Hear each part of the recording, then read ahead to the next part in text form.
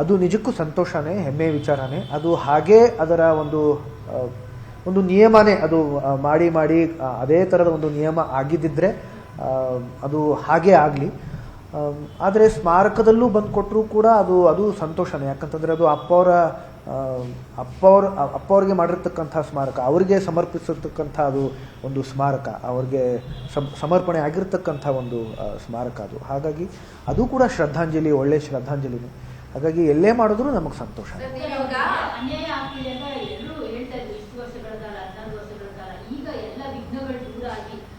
ಒಳ್ಳೆ ಟೈಮ್ ಬಂದಿದೆ ಈಗ ವಿಷ್ಣು ಅಪ್ಪಾಜಿಗೆ ಅಂತ ಎಲ್ಲರೂ ಅನ್ಕೊಳ್ಳೋದಾರ ಆಗ್ತಿದೆ. ಯಾಕಂದ್ರೆ ಕರ್ನಾಟಕ ರತ್ನ ಪ್ರಶಸ್ತಿ ಬಂದಿರುವಂತದ್ದು, ಜೊತೆಗೆ ಇನ್ನೇನು ಸ್ಮಾರಕ ಕೂಡ ಅಂದ್ರೆ ಇಲ್ಲಿ ಏನು ಮುಂದೆ ಜಾಗ ಕೇಳ್ತಾ ಇದ್ರು, ಸೊ ಅದ್ರ ಬಗ್ಗೆನೂ ಒಂದು ಪಾಸಿಟಿವ್ ಒಂದು ಪ್ರತಿಫಲ ಸಿಗೋ ತರ ಕಾಣ್ತಾ ಇದೆ. ಸೊ ನಿಮ್ಗೆ ಏನ್ ಅನಿಸ್ತಾ ಇದೆ ಸರ್, ಈಗ ಒಂದು ಒಳ್ಳೆ ಟೈಮ್ ಬಂದಿದೆ ಅಂತ ಅನಿಸ್ತಾ? ಖಂಡಿತ ಅಮ್ಮ, ಅಪ್ಪ ಅವರೇ ಯಾವಾಗಲೂ ಹೇಳೋರು ಎಲ್ಲದಕ್ಕೂ ಒಂದು ಸಮಯ ಬರಬೇಕು ಅಂತ. ಅದು ಈಗ ಆ ಸಮಯ ಬಂದಿದೆ, ಕಾಲ ಕೂಡ ಬರ್ತಾ ಇದೆ. ಈಗ ಅಂತಂದರೆ ನಿಜ ಹೇಳಬೇಕು ಅಂತಂದ್ರೆ ಅಮ್ಮ, ಆ ಹಂತದಲ್ಲಿ ಅದು ಒಳ್ಳೊಳ್ಳೆ ಕೆಲಸಗಳು ಆಗ್ತಾನೇ ಬಂದಿವೆ. ನಾನು ಹೇಳಿದ ಹಾಗೆ ಆಗಲೇ ಮೊದಲು ರಸ್ತೆ ಆಯ್ತಮ್ಮ, 14.3 ಕಿಲೋಮೀಟರ್ ಉದ್ದದ ರಸ್ತೆಗೆ ಒಂದು ನಾಮಕರಣ. ಇದು ಸಾಮಾನ್ಯ ವಿಷಯ ಆಗಿರಲಿಲ್ಲ. ಅದಕ್ಕೆ 4 ವರ್ಷ ನಾವು ಪ್ರಯತ್ನ ಪಟ್ಟಿದ್ದೀವಿ. ಹಾಗಾಗಿ ಮೊದಲು ಆ ರಸ್ತೆ ಆಯಿತು. ನಂತರ ಮೈಸೂರಲ್ಲಿ ಸ್ಮಾರಕ ನಿರ್ಮಾಣ, ಅದು ಕೂಡ 5 ಎಕರೆ ಜಾಗದಲ್ಲಿ ಬೃಹತ್ ಪ್ರಮಾಣದಲ್ಲಿ ಸೂಕ್ತವಾದಂಥ ಒಂದು ಸ್ಮಾರಕ. ಈಗ ಕರ್ನಾಟಕ ರತ್ನ ಆಗಿದೆ. ಹಾಗಾಗಿ ಎಲ್ಲದಕ್ಕೂ ಒಂದು ಸಮಯ ಬರಬೇಕು. ಆ ಒಂದು ಹಂತದಲ್ಲಿ ಒಳ್ಳೊಳ್ಳೆ ಕೆಲಸಗಳು, ಸಕಾರಾತ್ಮಕ ಕೆಲಸಗಳು, ಇನ್ನಷ್ಟು ಒಂದು ನಾವೆಲ್ಲರೂ ಹೆಮ್ಮೆ ಪಡುವಂಥ ಕೆಲಸಗಳು ಆಗ್ತಾನೆ ಬಂದಿದೆ. ಸುದೀಪ್ ಅವರು ಇಲ್ಲೊಂದು ಅರ್ಧ ಎಕರೆ ಜಮೀನು ತಗೊಂಡು ಅಲ್ಲೊಂದು ಅವರ ನೆನಪಿಗೋಸ್ಕರ ಒಂದು ಗ್ರಂಥಾಲಯ ತರ ಎಲ್ಲಿ ಇಲ್ಲ ಕೆಂಗೇರಿ ಅಂದ್ರೆ ನಾವು ಮಾಡ್ತೀವಿ ಅಂತ ಅವ್ರು ಹೇಳಿದ್ದಾರೆ. ಸೊ ನೀವು ಅಲ್ಲಿಗೆ ಬನ್ನಿ ಅಂತ ಹೇಳ್ತೀರಾ, ಅಭಿಮಾನಿಗಳು ಅಲ್ಲಿಗೆ ಬರ್ಲಿ ಅಂತ. ಇವರು ಅಭಿಮಾನಿಗಳಿಗೋಸ್ಕರ ಇಲ್ಲಿ ಮಾಡ್ತೀನಿ ಅಂತ ಹೇಳ್ತಾರೆ. ಈಗ ನಿಮ್ ಗಮನಕ್ಕೆ ಬಂದಿದ್ದೀವಿ, ನಿಮ್ಗೆ ಚರ್ಚೆ ಮಾಡಿದಾರ ಈ ತರ ಮಾಡ್ತಾ ಇದ್ದೀನಿ ನಾನು, ಅದ್ರದ್ದೆಲ್ಲ ರೂಪುರೇಷೆ ರೆಡಿ ಆಗ್ತಾ ಇದೆ ಅಂತ ಮೊನ್ನೆ ಅವ್ರು ಹುಟ್ಟುಹಬ್ಬ ದಿನ ಅವ್ರು ಅನೌನ್ಸ್ ಮಾಡ್ತಾರೆ. ಸರ್, ಹುಟ್ಟುಹಬ್ಬ ದಿನನೇ ಗುದ್ದಲಿ ಪೂಜೆ ಮಾಡಬಾರ್ದು ಅಂತ ಅನ್ಕೊಂಡಿದ್ದಾರೆ. ಈಗ ನೀವು ಮೈಸೂರಲ್ಲಿ ಕರ್ನಾಟಕ ರತ್ನ ಪ್ರಶಸ್ತಿ ಕೊಡಿ ಅಂತ ಹೇಳ್ತೀರಾ, ಮತ್ತೆ 10 ಗುಂಟೆ ಜಾಗದಲ್ಲೂ ಪೂಜೆ ಮಾಡಬೇಕು ಅಂತ ಅಭಿಮಾನಿಗಳು ಕೇಳ್ಕೊಂಡಿದ್ದಾರೆ. ಸೊ ಅಭಿಮಾನಿಗಳು ಈ ತರ ಆದ್ರೆ ಎಲ್ಲಿ ಹೋಗ್ಬೇಕು ಅನ್ನೋ ಕನ್ಫ್ಯೂಷನ್ ಸ್ಟಾರ್ಟ್. ಅದು ಅವ್ರಿಗೆ ಬಿಟ್ಟಿತ್ತು ಅಭಿಮಾನಿಗಳಿಗೆ.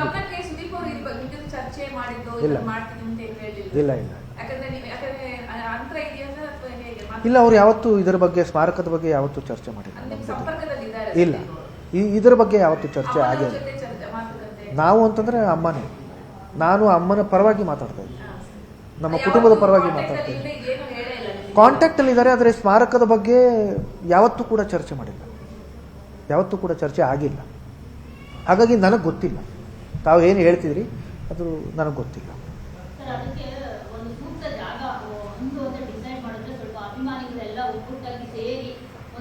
ನೋಡಿಮ್ಮ,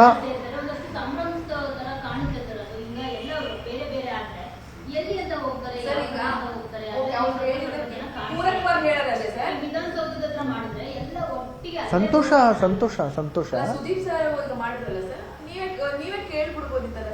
You can ask him this question. You please ask him this question. You are asking about him. You please ask him this question. I don't know anything about him or his stance. You ask this question to him.